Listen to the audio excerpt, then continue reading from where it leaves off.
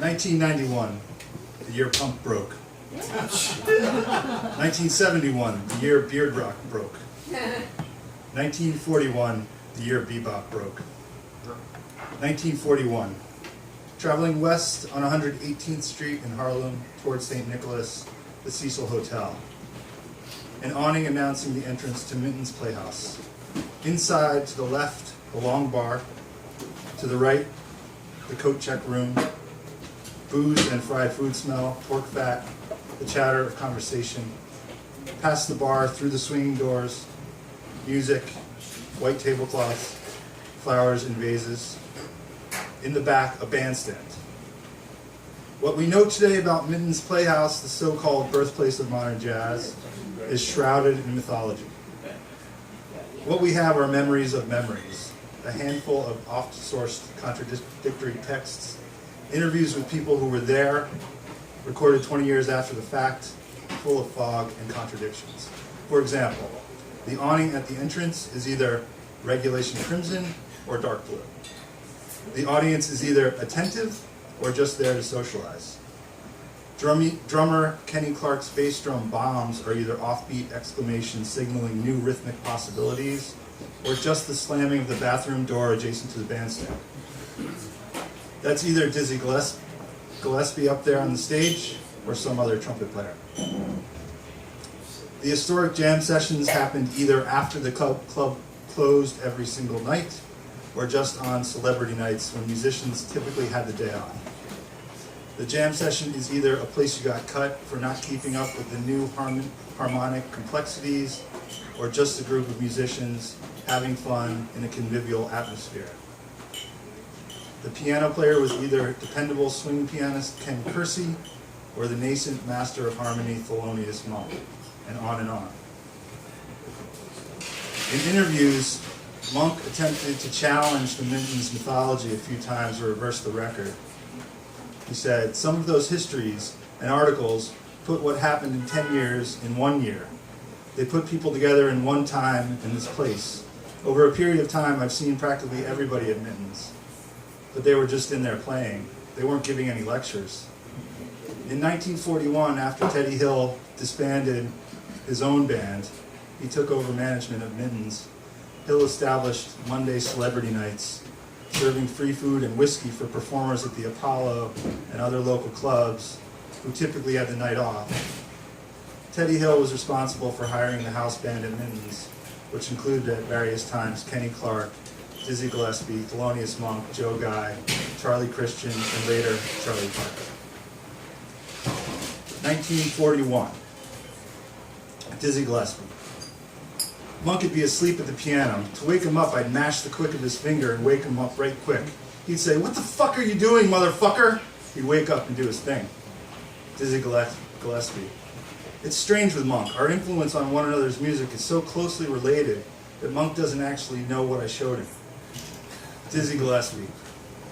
Monk's contribution to the new style of music was mostly harmonic and also spiritual, but Kenny Clark set the stage for the rhythmic content of our music.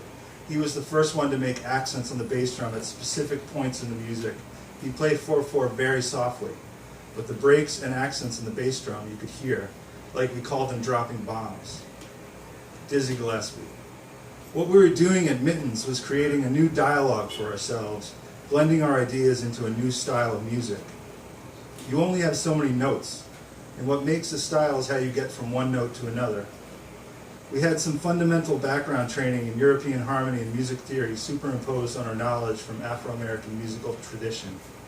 We invented our own way of getting from one place to another. Dizzy Gillespie.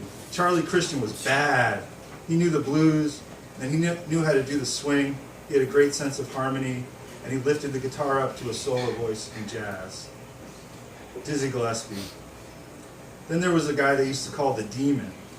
He came to play, but he never did. Couldn't play to save his life. But he played with everybody. Lester Young, Charlie Parker. He was the first freedom player. Freedom from harmony, freedom from rhythm, freedom from everything. The Demon was from Newark, and he never stopped playing. By the way, I did some sleuthing into the Demon. He actually existed, but I can't figure out who he is. If anybody knows, just let me know at some point. Who is the Demon? Let's track him down. 1941. The Columbia University Radio Club's broadcast range stretched a meager couple of blocks. There goes Jerry Newman, dorm pal of Jack Kerouac, with fresh-cut acetates under his arm, recorded at Mittens to air, delayed on disc. Recorded during a daytime session and presented as if live later that evening. Delayed since the DJ had to hoof the acetates up the hill to the studio. On those discs are some of the first recordings of Thelonious Monk with the Mittens House Band. Monk wouldn't make a proper record until 1943. In the studio, the on-air DJ makes a fart joke, belches, this is college radio, and back announces the band to some confusion or insider humor. Is it Joe Guy's band? Is it Kenny Clark's band?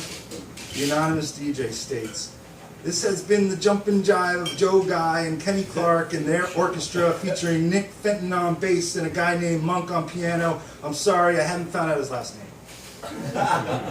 These radio recordings are notable for the early renderings of Monk classics, Epistrophe and Rhythm on Ning, under the title of Meet Dr. Christian.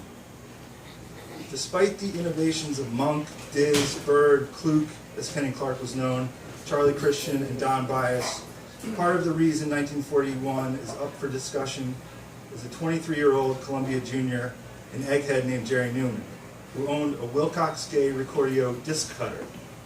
He played trombone in the marching band at Columbia and started out recording musicians as a hobby, inviting them to his place for informal recording sessions. According to Monk biographer Robin Kelly, it was the singer Dick Groner who brought Newman to Mittens. Apparently, the musicians tolerated Newman because they would slip them paper discs to use for demos or let them hear their work back, a novel concept in 1941. Newman also had a comedy routine in which he would lip sync to recordings of FDR and Bob Hope, occasional entertainment between sets. The Wilcox Gay Recordio cut 12-inch aluminum-based discs, and by recording them at 33 1/3, Newman could cram up to 15 minutes of music per side. Conventional 78s could only hold about 3 minutes a side. The most famous cut from Jerry Newman's Mittens recordings is a reading of the Count Basie hit Topsy, subsequently released under the title Swing to Bop. It's a 9-minute torrent of solos featuring the guitarist Charlie Christian spitting fire, marking the definitive change toward bop.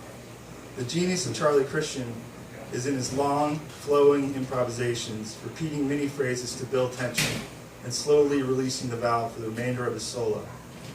He often repeats notes or phrases in the first few bars of a solo, rotating back to them in short succession, referencing the song's theme while pulling away from it. Jerry Newman recorded dozens, if not hundreds, of acetates of the after-hours jam sessions at Mittens Playhouse, Monroe's Uptown House, and Danwell's Chili Shack. The Jerry Newman recordings have been released in many guises on records like Charlie Christian's live sessions at Mittens Playhouse, Don Byas' Midnight at Mittens, and Art Tatum's God is in the House. A few decades later, Jerry Newman would start his own label, Esoteric Records, to release some of the early Mittens recordings. The musicians never saw a dime. The Newman recordings today sit with a handful of hoarders. According to Chuck Nessa, the venerable Nessa Records founder and Art Ensemble of Chicago producer, sadly the Newman masters are scattered amongst a few nutso collector types, and a comprehensive master list will never be completed because the owners all think they're sitting on a gold mine and don't want to give away their position. As far as I can tell, they feud amongst themselves. Before 1941 was up, Monk was fired by Teddy Hill for falling asleep at the piano or being too drunk or for some other reason. Charlie Christian was too sick with tuberculosis to play. He died less than a year later. Monk still hung around Mittens for a while, but it wasn't the same. The audiences started to dwindle. Then on December 7th, 1941, came the attack on Pearl Harbor and the country was at war.